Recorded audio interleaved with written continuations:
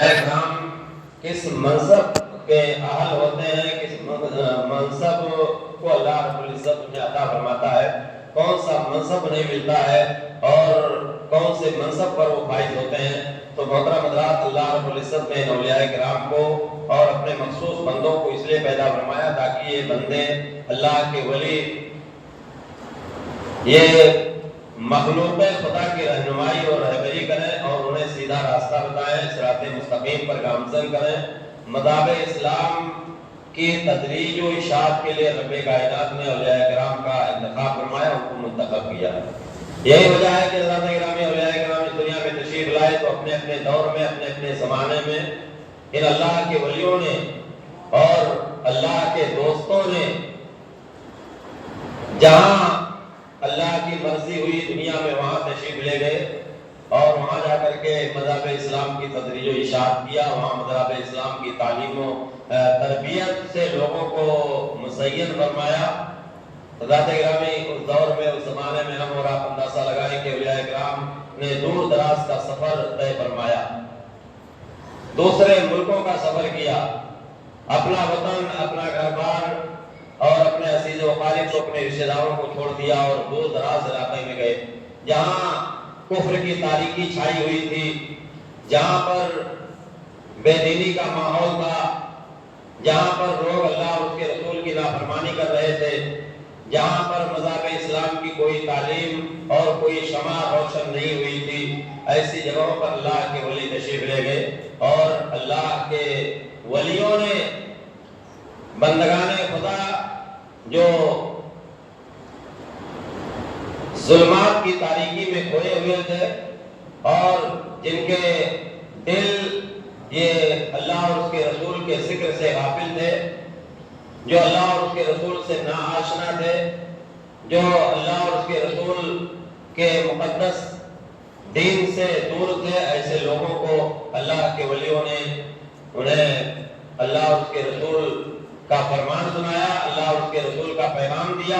اللہ اور اس کے رسول کی تعلیم و تربیت انہیں دکھایا اور سمجھایا، بتایا اور دین اسلام اور تعلیم اسلام کے قریب تر کیا اور ان کے دلوں میں اسلام کی شمع روشن فرمایا اور ان کے دلوں سے کفر کی تاریکی کو نکال کر اور کفر کی تاریکی کو مٹا کر اسلام کی شمع، دین اسلام کی شمع ان کے دلوں میں انہوں نے منور فرمایا. تو حضرات گرامی اولیاء کرام کا مقصد دنیا میں آنے کا یہی ہے کہ وہ اطراف و اکناف اور جہاں بھی ضرورت ہو وہاں پر تشریف لے جائیں اور اللہ اس کے رسول کا پیغام اللہ کے بندوں تک پہنچائیں. یہ اللہ کے ولیوں کا کام ہے. یہی وجہ ہے کہ حضرات گرامی پورے ہندوستان میں اس دور کا، اس زمانے کا آپ جائزہ لیں گے تو حضرات گرامی پورے ملک پر کفر و تاریکی پھیلی ہوئی تھی، چھائی ہوئی تھی، لیکن اللہ کے ولی دنیا اس ملک میں تشریف لائے اور پھر اللہ کا پیغام اللہ کے بندوں تک پہنچایا. اور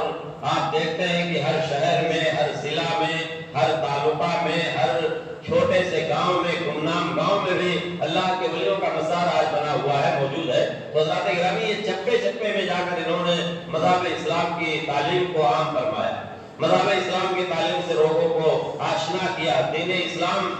لوگوں کے دلوں میں ڈالا اور صداقت، دیانتداری، ایمانداری کیا ہے اس کی تعلیم اللہ کے ولیوں نے اللہ کے بندوں کو عطا فرمایا. تو حضرات گرامی ان کی کوششوں سے، ان کی محنتوں سے اور ان کی قربانیوں سے مذہب اسلام اس ملک کے چپے چپے میں الحمدللہ پھیل گیا اور یہ اولیاء کرام کی ایک بہت بڑی قربانی ہے، بہت بڑی بے مثال ان کی جد و جہد ہے، جس کی وجہ سے رب کائنات کا پیغام ان اللہ کے ولیوں نے گاؤں گاؤں تک، شہر شہر تک، قریہ قریہ تک ان لوگوں نے تعلیم اسلام سے لوگوں کو آشنا کیا. تو بہرحال حضرات گرامی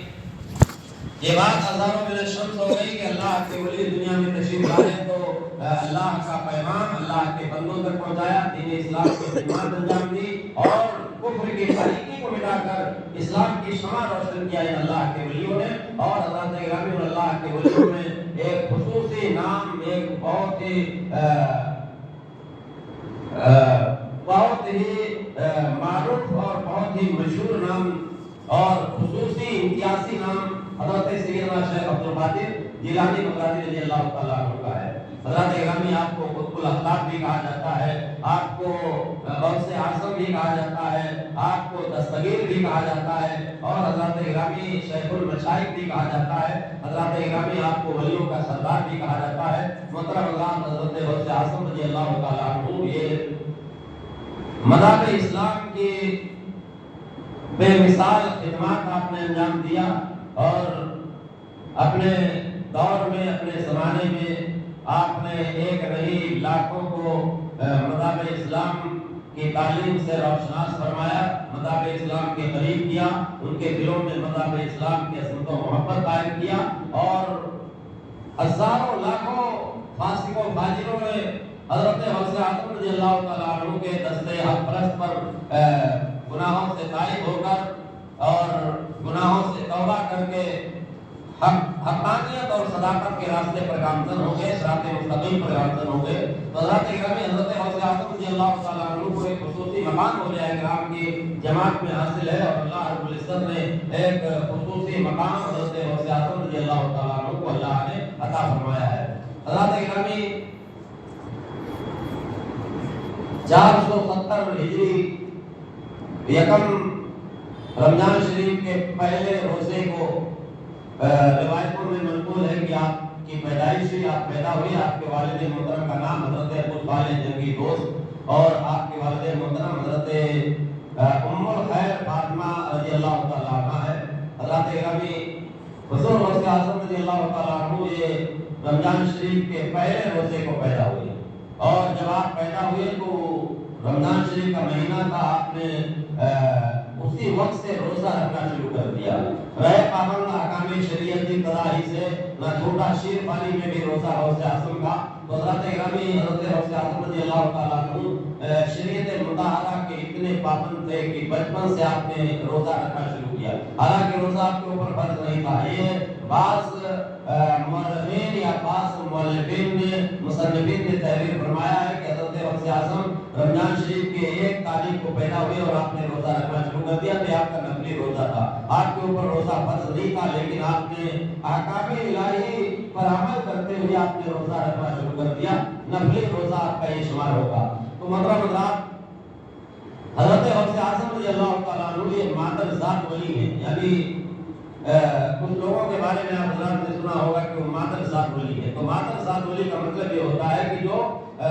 پیدائشی ولی ہو، اپنی ماں کے شکم سے ولایت کا تاج اپنے سر پر رکھ کے دنیا میں آیا ہو، پیدا ہوا ہو، اس کو مادر ذات ولی کہتے ہیں۔ اور حضرات گرامی کچھ ولی دنیا میں آنے کے بعد اللہ ان کے کسی عمل کو دیکھ کر خوش ہو جاتا ہے اور انہیں ولایت کی منزل عطا فرما دیتا ہے۔ ایک بات آپ حضرات ذہن نشین کر لیں کہ ولی وہ ہوتا ہے جس پر اللہ کا فضل ہوتا ہے، اور جس کو اللہ چاہتا ہے وہ ولی ہوتا ہے۔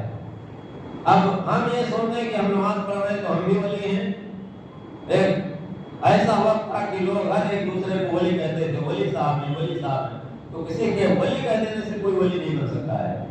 کیونکہ ولایت جو ہے یہ اللہ کی ایک خاص نعمت ہے، اور جس کو اللہ چاہتا ہے عطا فرما دیتا ہے۔ کوئی اپنی عبادت سے، کوئی نماز سے، کوئی روزہ سے، کوئی حج اور زکات سے، کوئی صدقات اور فطرات سے، کوئی قربانی سے، اور کوئی احسان اور اخلاص سے یہ ولی نہیں ہو سکتا ہے۔ یہ اور بات ہے کہ یہ چیزیں ایک ذریعہ بن سکتی ہیں۔ آپ حضرات توجہ کے ساتھ اس مسئلے کو سماعت فرما لیں، ورنہ بعد میں آپ سوچیں گے کہ نماز کی کوئی اہمیت نہیں ہے، کیا نماز سے کوئی ولی نہیں بن سکتا کیا؟ تو آپ حضرات اس بات کو توجہ کے ساتھ سماعت فرما لیں کہ ولایت ایک منزل ہے، یعنی ایک مخصوص مقام ہے، اور وہ مخصوص مقام اللہ اس کو عطا فرماتا ہے جس سے اللہ خوش ہو جاتا ہے۔ تو یہ کبھی کبھی مادر ذات ولی کوئی بن جاتے ہیں، اور اللہ رب العزت انہیں مادر شکم میں ہی ولایت کا درجہ عطا فرما دیتا ہے، یا اصل ہی میں وہ ولایت کے تاج ولایت کا ان کے سر پر رکھ دیا جاتا ہے، اور ولی بن کر وہ دنیا میں تشریف لاتے ہیں۔ اور کچھ بندے ایسے ہوتے ہیں کہ وہ دنیا میں آنے کے بعد عبادت و ریاضت میں لگے رہتے ہیں، اور اللہ کے ذکر و اذکار میں لگے رہتے ہیں، اور اللہ کسی نیکی سے، کسی عبادت سے خوش ہو کر اللہ ولایت کا درجہ عطا فرما دیتا ہے۔ تو محترم حضرات، نماز یہ वली बनने के लिए हर आदमी नमाज पढ़े और वली बन जाए ये कोई जरूरी नहीं है।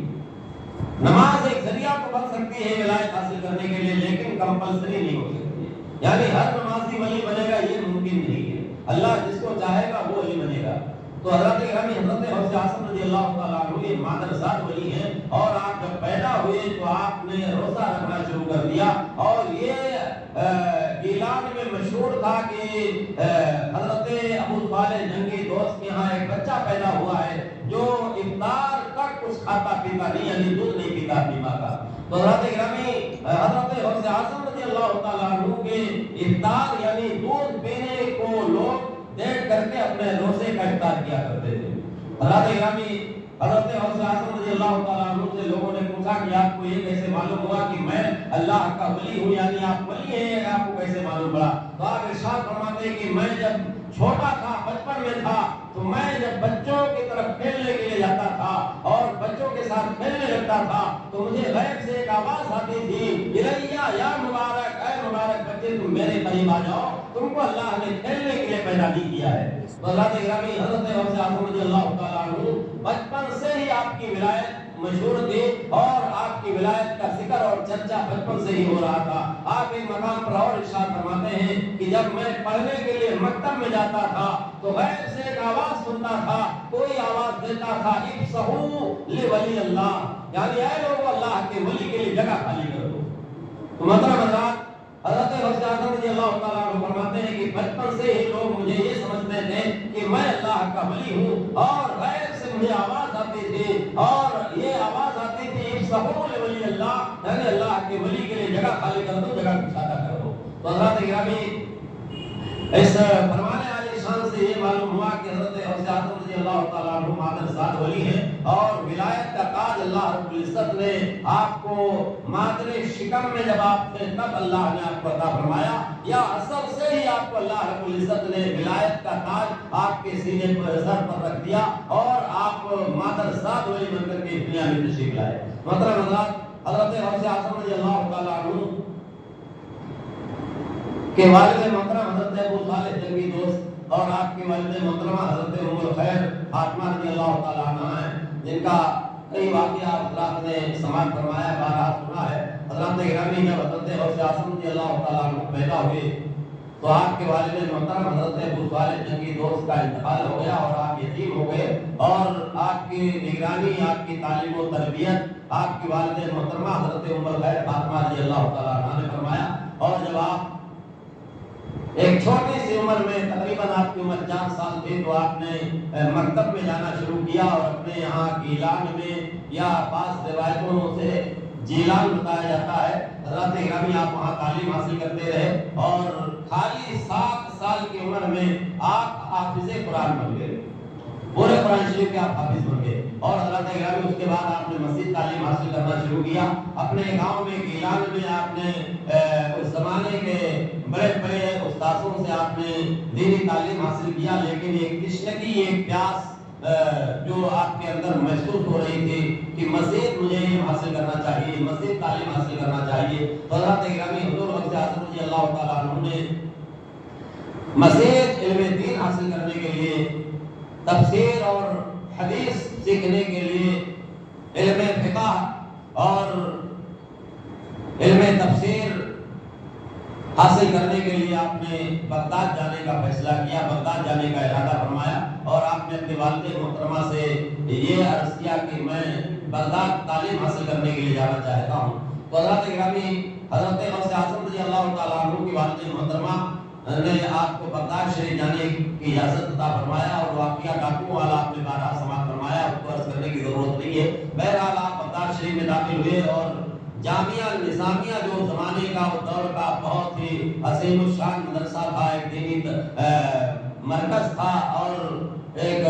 अज़ीम शान इदारा था, जामिया था, उसमें आपने अपना दाखिला लिया और आपने दीनी तालीम हासिल करना शुरू कर दिया। उस ज़माने के बड़े बड़े मशहूर उलमा, फुक़हा, मुहद्दिसीन, मुफस्सिरीन बगदाद शरीफ में रहते थे, और हज़रत गिरामी बगदाद शरीफ उस दौर का एक अज़ीमुल मिसाल एक शहर था, जहाँ पर हज़रत गिरामी دینی تعلیم، دنیاوی تعلیم، ہر قسم کی تعلیم کا اعلیٰ انتظام تھا۔ وہاں حضور غوث اعظم رضی اللہ تعالیٰ عنہ داخل ہوئے اور آپ نے علم دین حاصل کرنا شروع کیا، اور آپ نے علم فقہ، علم تفسیر اور علم کلام اور دیگر علوم پر آپ نے ایک مہارت تامہ حاصل فرمایا، اور اپنے زمانے کے آپ ایک جید اور دقاق عالم دین آپ بن گئے۔ آپ اپنے دور کے ایک عظیم محدث، ایک عظیم مفسر، ایک عظیم مفکر بنے، ایک عظیم فقیہ بنے، اور حضرات گرامی آپ نے اس زمانے کے تمام علوم پر آپ نے مہارت حاصل فرمایا۔ اور محترم حضرات، حضرت غوث اعظم رضی اللہ تعالیٰ عنہ یہ تمام ظاہری علوم کو آپ نے حاصل فرمایا تو آپ کے دل میں مزید ابھی تشنگی یعنی پیاس باقی تھی، آپ کو اور تعلیم حاصل کرنا چاہیے، آپ چاہتے تھے، اور حضرات گرامی ایک بے چینی اور بے قراری آپ کے دل و دماغ میں تھی کہ مجھے اور علم حاصل کرنا چاہیے۔ تو حضرات گرامی آپ نے علم باطن کی طرف توجہ فرمایا، اور ایک دن آپ نے ارادہ کیا کہ میں کسی پیر طریقت کی بارگاہ میں حاضر ہوں گا، اور میں کسی شیخ کی خدمت میں حاضر ہو کر کے میں علم حاصل کروں گا۔ علم باطن کی طرف آپ نے توجہ دیا، اور پھر حضرات گرامی آپ جب گھر سے نکلے تو ایک محلے سے آپ کا گزر ہوا، آپ نے وہاں پر حضرت مسلم دباس رضی اللہ تعالیٰ عنہ کی مجلس میں آپ داخل ہوئے، اور حضرت مسلم دباس رضی اللہ تعالیٰ عنہ نے جب حضرت غوث اعظم سے پوچھا کہ تم نے کیا ارادہ کیا ہے اور تم ہمارے پاس کیوں آئے ہو، تو آپ کے تمام سوالات آپ بھول گئے، آپ پریشان ہو گئے۔ تو حضرت مسلم دباس رضی اللہ تعالیٰ عنہ نے دروازہ بند کر لیا بہت تیزی کے ساتھ، اور حضرت غوث اعظم پھر وہاں سے واپس ہو گئے۔ بعد میں خیال آیا، واپس تشریف لے گئے، اور کافی عرصے تک حضرت مسلم دباس رضی اللہ تعالیٰ عنہ کی خدمت میں رہے، اور علم باطن حاصل فرماتے رہے، اور حضرات گرامی علم ظاہر اور علم باطن میں آپ نے کمال عروج حاصل فرمایا، اور آپ اپنے زمانے کے علم ظاہر اور علم باطن کے ایک عظیم سنگم بن گئے۔ حضرات گرامی اس کے بعد آپ نے عبادت و ریاست کی طرف آپ نے توجہ دیا، اور عراق کے کھنڈروں میں، جنگلوں میں، بیابانوں میں آپ جا کر کے عبادت و ریاست کرتے رہتے تھے، اور دن رات آپ اللہ کی یاد میں مشغول رہتے تھے۔ آپ ارشاد فرماتے ہیں کہ میں نے 15 سال مسلسل میں روزانہ رات میں ختم قرآن کیا کرتا تھا، اور 40 سال تک مسلسل میں نے عشاء کے وضو سے فجر کی نماز ادا کیا۔ اور آپ ارشاد فرماتے ہیں کہ اس زمانے میں اتنا زیادہ اللہ کی یاد میں مشغول رہتا تھا، مستغرق ہو جاتا تھا، اور اس تراجی کی کیفیت ایسی تاری ہو جاتی تھی کہ لوگ مجھے دیوانہ اور پاگل کہتے تھے، اور آپ عبادت و ریاست میں اس قدر مشغول ہو جاتے تھے کہ لوگ آپ کو دیوانہ سمجھنے لگتے تھے۔ حضرات گرامی، حضرت غوث اعظم رضی اللہ تعالیٰ عنہ نے اس طرح عبادت و ریاست بھی کیا، اللہ کی تسبیح و تحلیل، ذکر و اذکار اور نماز روزے کا اہتمام بھی فرمایا، قرآن کریم کی تلاوت کا اہتمام فرمایا، اور حضرات گرامی حضرت غوث اعظم رضی اللہ تعالیٰ عنہ حضرت ابو سعید رضی اللہ تعالیٰ عنہ سے مرید بھی ہوئے۔ تو مرید ہونا یہ باعث فخر ہے، اور مرید ہونا یہ باعث رحمت ہے، باعث نجات بھی ہے۔ دنیا اور آخرت میں ایمان کے بچانے کا ایک بہترین ذریعہ مرید ہو جانا ہے۔ لیکن حضرات گرامی، مرید ایسے پیر سے ہوں جو قابل ہوں اور کامل ہوں، اور اگرچہ روشن ضمیر نہ ہو لیکن ان کے اندر یہ شریعت کی پابندی ہونا لازم اور ضروری ہے۔ آج میں نے گزشتہ جمعہ کو بھی عرض کیا تھا کہ کچھ لوگوں کی وجہ سے پیر حضرات یا اولیاء کرام کو لوگ معاذ اللہ برا بھلا کہنا شروع کر دیتے ہیں، اور سمجھتے ہیں کہ ایسے ہی پیر لوگ ہوتے ہیں، ایسے ہی اولیاء کرام ہوتے ہیں۔ تو حضرات گرامی، ان کی بہت بڑی بھول ہے۔ یہ جو اولیاء کرام ہیں یا جو پیران احسان ہیں، اگر وہ صحیح ہیں، اب ہم تلاش نہیں کرتے، ہم سمجھتے ہیں کہ ہم گھر میں بیٹھے رہیں اور ہمارے پاس کوئی روشن ضمیر پیر آ جائے۔ یہ ہماری سوچ بنی رہتی ہے کہ ہم کہیں جائیں نہ اور ہم کو کوئی کہیں جانا نہ پڑے اور آسانی کے ساتھ ہمارے گھر پر کوئی پیر صاحب آ جائیں جو روشن ضمیر ہو، جو با کرامت ہو اور جو اچھے ہو، کامل ہو۔ تو حضرات گرامی آپ تاریخ اولیاء کرام کا مطالعہ کر رہے ہیں، حضرت غوث اعظم رضی اللہ تعالیٰ عنہ زمانے تک ایک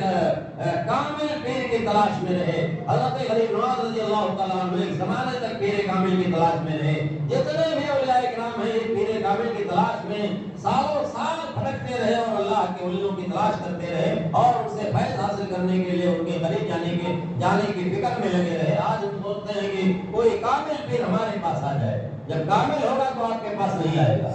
جو باضمیر ہوگا اور جو روشن ضمیر ہوگا وہ آپ کے پاس نہیں آئے گا، آپ زندگی بھر ڈھونڈتے رہو۔ تو اللہ کے گرامی پیر کی 3 شرطیں ہیں، یہ 3 شرطیں اگر کسی میں ہیں تب آپ اسے مرید ہو سکتے ہیں۔ پہلی شرط تو یہ ہے کہ وہ ایمان والا سنی صحیح العقیدہ مسلمان ہو، یہ پہلی شرط ہے۔ اور دوسری شرط یہ ہے کہ وہ اتنا علم رکھتا ہو کہ حرام اور حلال میں تمیز کر سکتا ہو، حرام کیا ہے یہ سمجھتا ہو، حلال کیا ہے یہ سمجھتا ہو،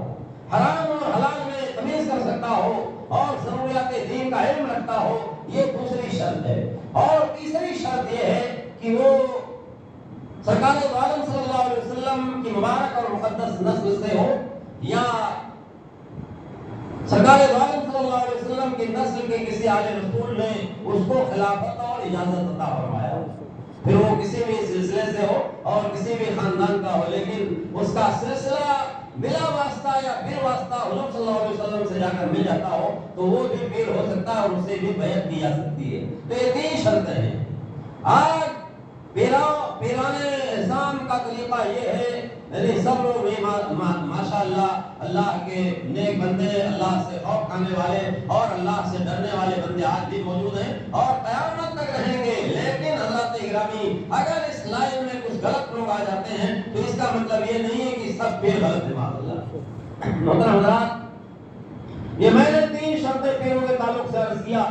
اب اگر کوئی پیر یہ کہتا ہے کہ ہمارے لیے نماز پڑھنا ضروری نہیں، ہمارے لیے داڑھی رکھنا ضروری نہیں، ہم شریعت پر عمل کرنے والے نہیں ہیں اور شریعت پر عمل کرنا ہمارے لیے ضروری نہیں ہے، ہم طریقت والے ہیں، معرفت والے ہیں، حقیقت والے ہیں، ہم کو ان چیزوں سے لینا دینا نہیں، تو حضرات گرامی وہ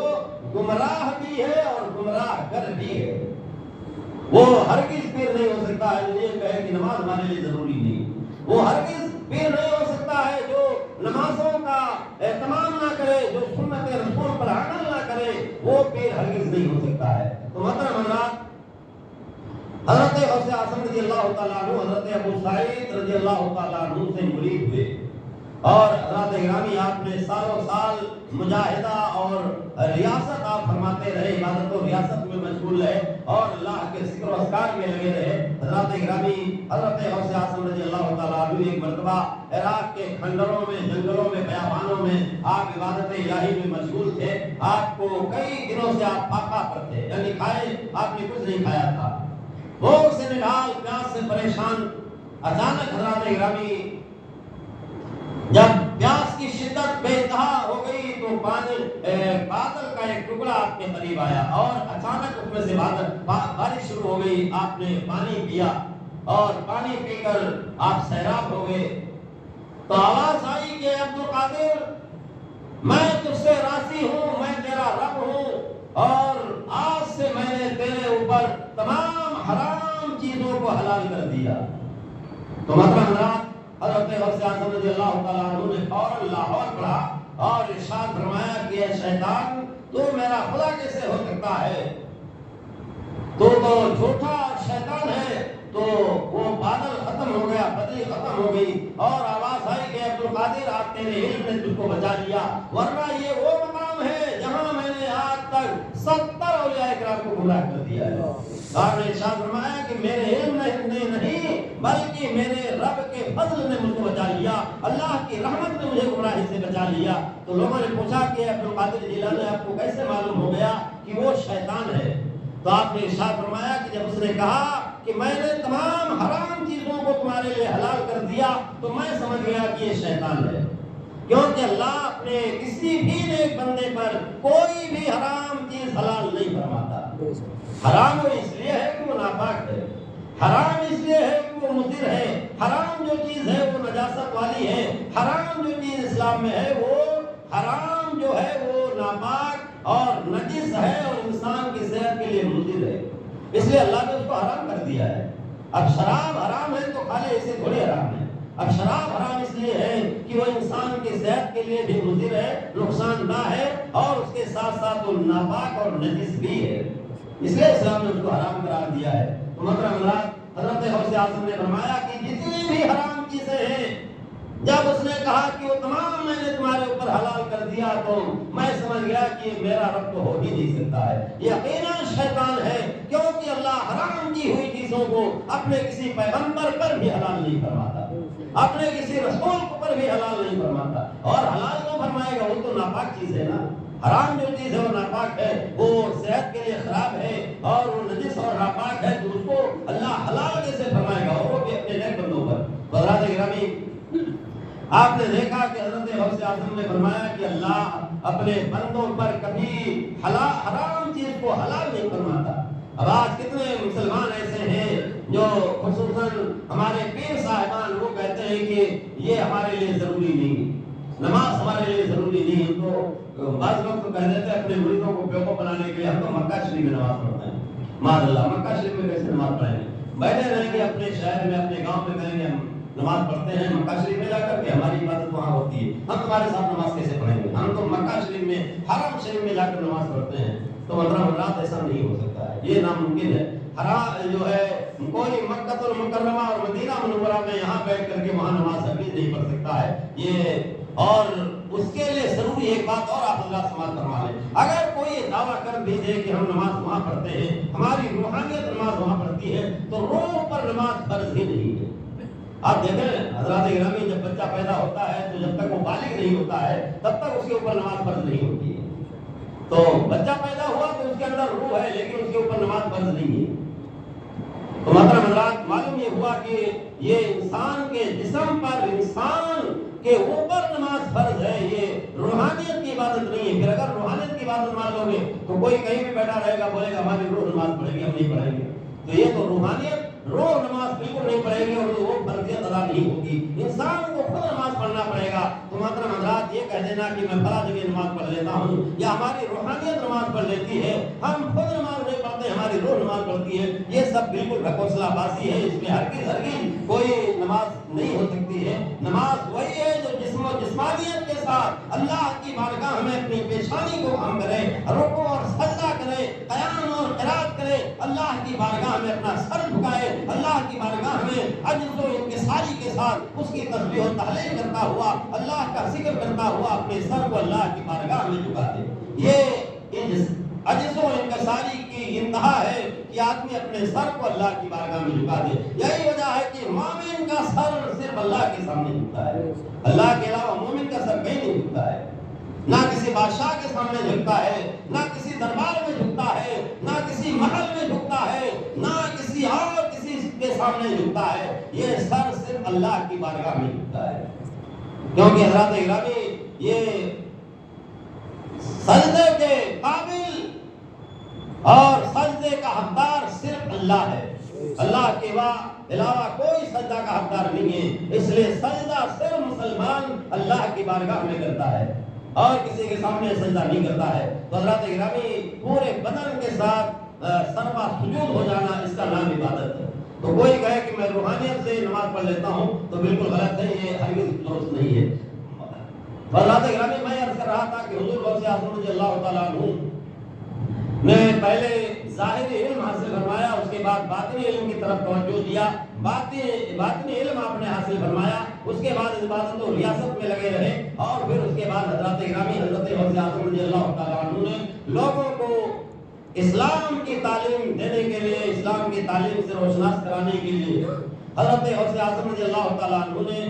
مدرسے کی طرف توجہ دیا اور جو مدرسہ نظامیہ تھا آپ نے اس کی طرف توجہ دیا، وہاں تعلیم و تربیت کا انتظام آپ نے فرمایا اور حضرت گرامی ہزاروں لاکھوں طلبہ وہاں اکٹھا ہو کر دینی تعلیم حاصل کرنے لگے اور حضرت غوث اعظم رضی اللہ تعالیٰ عنہ نے مجلس کا بھی اہتمام فرمایا تاکہ جو لوگ پڑھنے والے نہیں ہیں وہ آ کر کے قرآن اور حدیث کی تعلیم حاصل کرے، اور آپ نے بیان کرنا شروع کیا۔ تو بیان کرنے سے پہلے ایک رات آپ نے خواب دیکھا کہ سرکار دو عالم صلی اللہ علیہ وسلم تشریف لائے اور ارشاد فرمایا کہ بیٹے عبد القادر تم اتنے بڑے عالم ہو گئے ہو اور بغداد میں تم بیان نہیں کرتے ہو، بغداد میں بیان کیا کرو۔ حضرت غوث اعظم نے عرض کیا کہ یا رسول اللہ میں ایک عجمی آدمی ہوں، میں عراق کے بڑے بڑے فصحا کے سامنے بیان کیسے کر سکتا ہوں؟ تو آپ نے لعاب دہن، میرے مصطفیٰ نے لعاب دہن یعنی پھول شریف 6-7 مرتبہ لعاب دہن حضرت غوث اعظم کے منہ میں ڈال دیا۔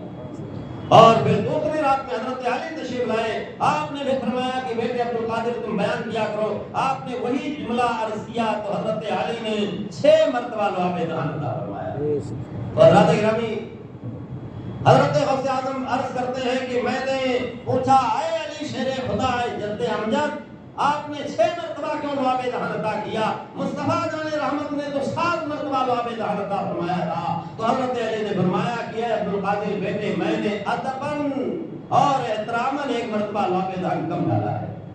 آپ توجہ فرما لیجئے کہ حضرت گرامی حضرت غوث اعظم رضی اللہ تعالیٰ عنہ نے خواب دیکھا، پہلی رات کو سرکار مدینہ صلی اللہ علیہ وسلم کو 7 مرتبہ لعاب دہن آپ نے عطا کیا، اور دوسری رات میں حضرت علی کو خواب میں دیکھا تو حضرت علی نے 6 مرتبہ لعاب دہن عطا کیا۔ اور جب حضرت عبد القادر جیلانی نے سوال کیا اس کے بارے میں کہ آپ نے 6 مرتبہ کیوں دیا لعاب دہن، تو آپ نے فرمایا کہ میرے آقا نے 7 مرتبہ لعاب دہن دیا ہے تو میں نے آدمہ نے 1 مرتبہ کم کر دیا۔ اب یہ خواب حضرت غوث اعظم نے دیکھا پہلی رات، اور دوسری رات میں خواب میں حضرت علی آئے تو حضرت علی کو کیسے معلوم کہ لعاب دہن اللہ کے نبی نے 7 مرتبہ دیا ہے؟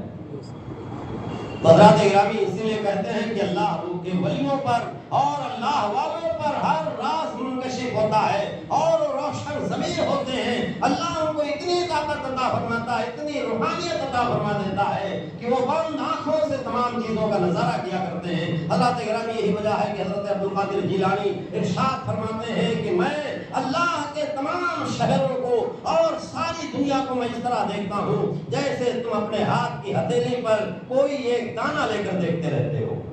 اور حضرت غوث اعظم فرماتے ہیں کہ میں اللہ کے اشاروں کو اس طرح دیکھتا ہوں جیسے تمہارے سامنے دسترخوان پر کھانا رکھا ہوتا ہے اور تم دیکھتے ہو، اسی طرح میں ساری دنیا کو اپنی نگاہوں کے سامنے دیکھتا ہوں۔ حضرات گرامی یہ شان حضرت غوث اعظم رضی اللہ تعالیٰ عنہ کی ہے۔ آپ نے اس کے بعد بیان کرنا شروع کر دیا۔ حضرت غوث اعظم رضی اللہ تعالیٰ عنہ کی ایک مشہور کرامت یہ تھی کہ آپ کے مجمع میں، آپ کی مجلس میں 70 ہزار لوگوں کا مجمع رہتا تھا، لیکن آپ کی آواز بغیر مائک کے، بغیر لاؤڈ اسپیکر کے، بغیر کسی آلہ کے اس زمانے میں چیزیں نہیں تھیں، تو حضرات گرامی حضرت غوث اعظم کی آواز 70 ہزار مجمع میں یکساں سنائی پڑتی تھی، یعنی جو آگے جتنا لوگ سنتے تھے اتنا ہی پیچھے سے لوگ بھی سن لیتے تھے۔